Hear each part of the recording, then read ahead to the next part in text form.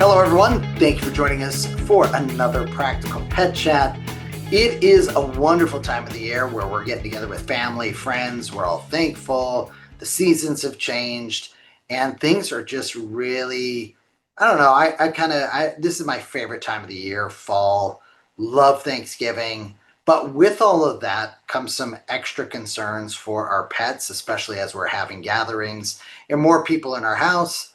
Lauren, how do you safely celebrate Thanksgiving? Because there are so many elements to that that can be a cause of concern for pet parents. Yeah, everybody, it seems like when I had my store, everybody would come and ask, is it okay if I make my dog a plate?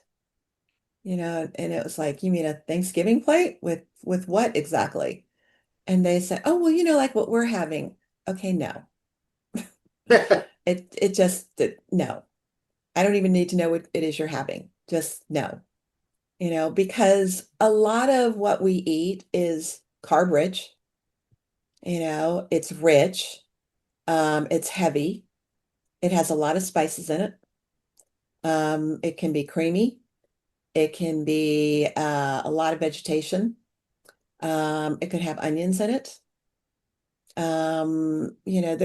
Gravy. So, fats that the dog isn't necessarily used to. And all of those, along with the added stress of the occasion for what's going on in the house, that is a mixture for a vet visit, in my opinion.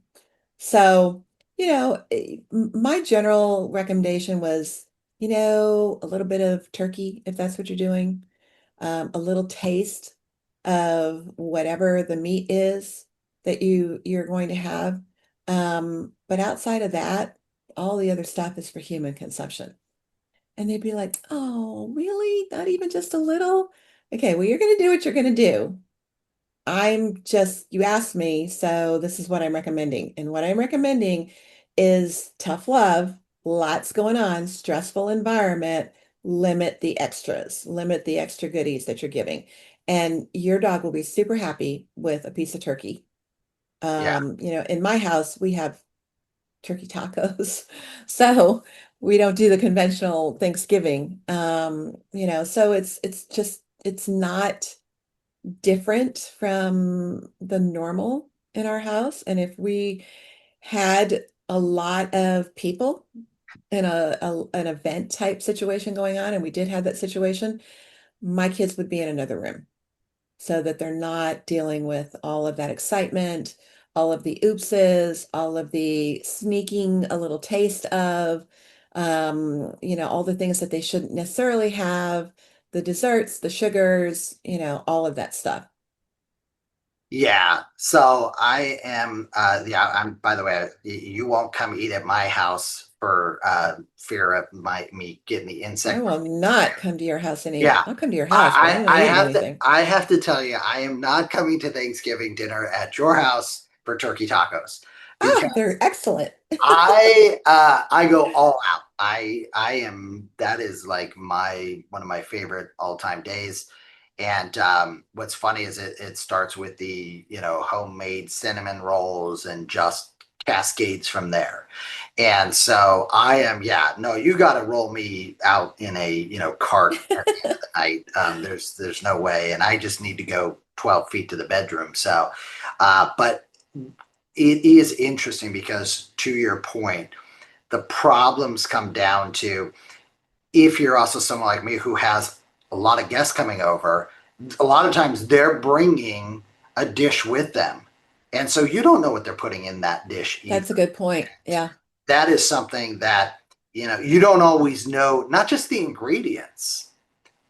You don't know what was mixed in there, what it was seasoned with, all the rest of that. Um, and so from the standpoint of just right off the bat, I agree with you. I always make Belle and Sugar and Zoe. I would make them just their own little safe plate, but it was very bare and sparse. They were not going to get, because one of the things that just always kills me is people think, oh, it's pumpkin pie. It's okay. Pumpkin is great for your dogs, and it's like No, it's not. You didn't use pure puree. You used the pumpkin pie, you know, mix. Filling. Yeah. Mhm. And that has all these extra ingredients and things in it that, Sugar. oh my gosh.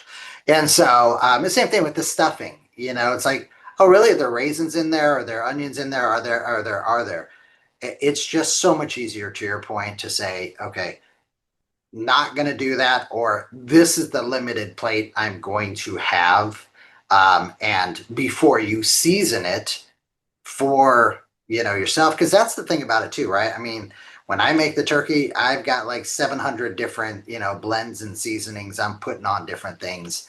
Um, my dogs don't need any of that. So that is not going to happen. In fact, quite often I'll actually take a nice ground turkey and use that instead. So she's not actually eating the same. Turkey tacos. Yeah. No, See? Bella is welcome to go to your place. She Yes, would she probably enjoy is. that. Yeah, she would probably enjoy that a little bit, maybe a little bit more There than. is no bad day to have tacos. That's all I can say. Well, the tacos, I'm with you.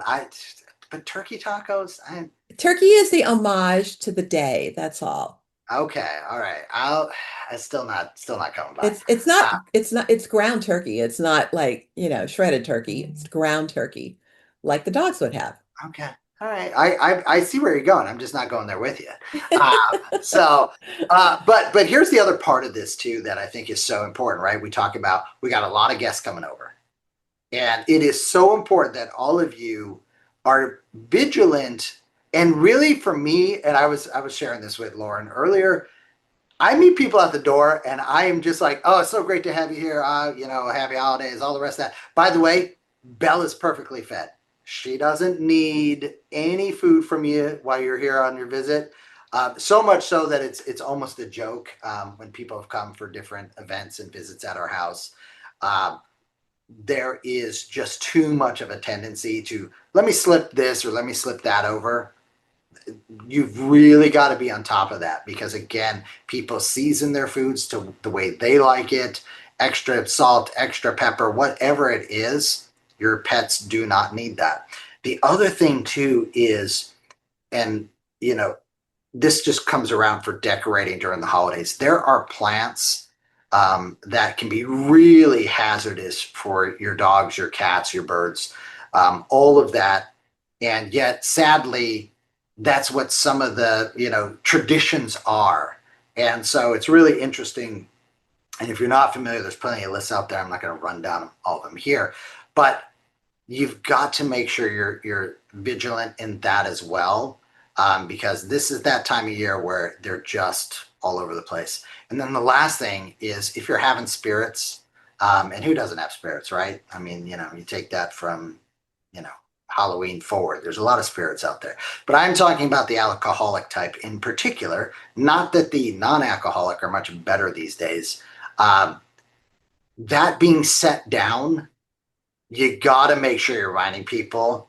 Um, Bell is, and if you've got a cat, there's almost no safe place to be putting things. You got to be holding on to those. You got to be taking care of them.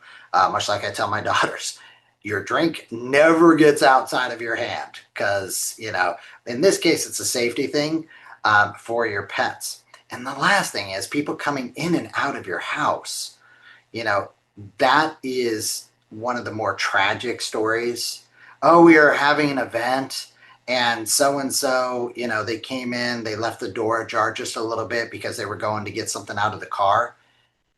And nobody has seen Fluffy now for the past 2 hours. We thought she was just, resting in her own space. Turns out, no, she got out and she's running around town and having, a jolly good time. What an easy thing to prevent. So vigilance, vigilance, vigilance as we talk about the holiday season. Um, and I sometimes I feel like we talk about the negatives so much, but the positives, you know, really are there during this time of year. And you can have fun. You don't have to do all these crazy things to include your pets. They just want to be around people. But we didn't even talk about too, though, the fact that this is their house, and here we are cramming a whole bunch of activities. noise, stimulation, and that may be too much for some pets. Yeah. Yeah, that's why it's nice to know that, hey, they're going to be out this amount of time and then they need to go inside, another room, bedroom, whatever it is, so that they get their time out and they'll appreciate that as well. But it's we want them part of everything we do, right? I mean, they're family. And I think the negatives, they're not so much negatives as reminders. We just want to remind you because it's just easy to get caught up in the fun and not think about those things. And we just want to remind you the things you need to think about so that that fun time doesn't end on a bad note. It doesn't end at the vet, doesn't end in a search party, looking for the dog gallivanting around town. And, we just don't want any of those bad things to happen. We want it to start and end very well and be positive all the way through. That's the only reason we do that. Yeah, I think one of the things that jumps out at me is this is also a time when a lot of people are traveling. And so, you've got to make those plans for pet sitter, for boarding, for taking them with you on your trips. And that's another factor in the holiday season here. And in fact, I mean, so many folks drive these days. Are you going to be taking your pets with you? Are you going to be leaving them at home with a pet sitter? How are you going to approach those things? To me, I think that's another thing that I see where it throws off the schedule for your pets. And there's a lot of overreaction sometimes of like, oh my gosh, something's wrong. They're mopey. I got these pictures, I got this video. In my case, it's usually the opposite. Belle's having the time of her life, or Sugar and Zoe were like, yeah, hamming it up for the camera because they love the pet sitter. So make a plan for that. Have it. Don't. The mistake I see quite often is if you have not had a pet sitter at your house before with your pet, that can really throw them off. So have it done before. Whenever I boarded any of our pets, we always went leading up to it. And usually we'd go for a couple hours, come home, a few more hours the next time and come home, so that they knew when we went to that environment, that was not a, will I ever see them again? That was, oh, this isn't that bad. This is a little getaway. That's cool. Dad's going to come pick us up when, ever he's done. And in the meantime, I'm going to run with the pack if I don't run the pack. So things that you can do to help make that a better experience for your pets, make a plan for it, execute that plan, because that safety feeling across the board during the holidays really will allow you to enjoy what you're doing as much as you can, as opposed to being in that worrying mode. Because you know not having your pets right next to you is sometimes the saddest part of a holiday, right? So Yes. we Well, and really that's what it comes down to, whether you're planning something at home or you're going to be away, everything is all about making sure you incorporate them into the plan.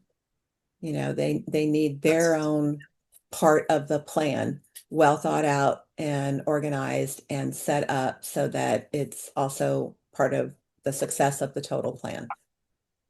Yeah, and I like that you said that. One of the things you just said was having that plan, especially if you're someone like me who does make meals for their pet. You got to make sure that if you're boarding them, can they facilitate that? Do they understand that? And don't just switch out into a kibble only diet, and then the report coming back to you as, oh yeah, they're not eating the way that they probably do normally. Well, of course not, because you're not feeding what I brought stacked in all these containers, right? So having that plan, working with whoever the caregiver is, really going to make things so much better for your pets. But that one was one that called out. Um, yeah, there are so many things. I mean, I love the holidays. It's interesting. We were just talking about it as a family. It's we want to make sure wherever we're going, we can take Bella with us. And that is a shift from some of the discussions in the past of, oh, hey, we'd like to do this or we'd like to do that. Because I don't like to do a lot of plane flights and have my dogs come with. It's just not great for them.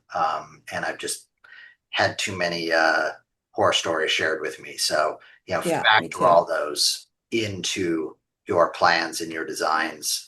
Love that. That being said, we do want you all to have a tremendous holiday season. And we are really thankful for all of you. We're hitting some milestones here as we have gotten deep into the year here. We started this off early in the year. We want to say a big thank you to all of you. We are thankful for you at this time for listening and encouraging us to keep doing this. We'll be here probably through the holidays. But that being said, reach out to us. Let us know what topics you'd love for us to be touching on. What things are you thankful for?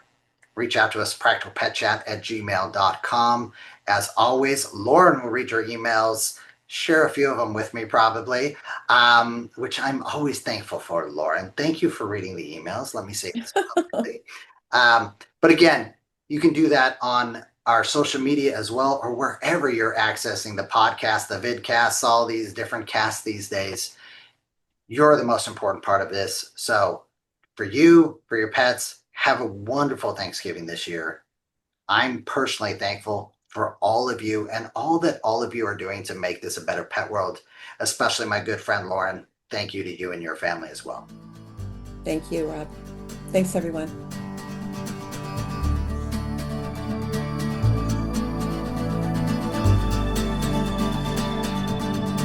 The content of this podcast is for informational purposes only.